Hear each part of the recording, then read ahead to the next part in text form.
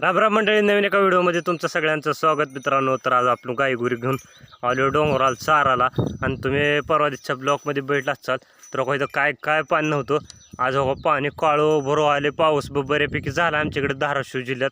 तर पिकापुरतं आहे तसं लोळ क्षेत्रात ही ते पाणी भरपूर काय साठा नाही. जवळजवळ 40-45% भरले. अजून पाणी भरपूर भरायला वेळ आहे. तर इकडं आपले गाई गुरं घेऊन आलो डोंगराला चाराला. कसलं खतरनाक दिसायले वा, हिरवगार आहे का. तर चारी बाजूने डोंगर, आज बी आबाळ, थोडंसं ऊन आबाळचा खेळ चालू आहे.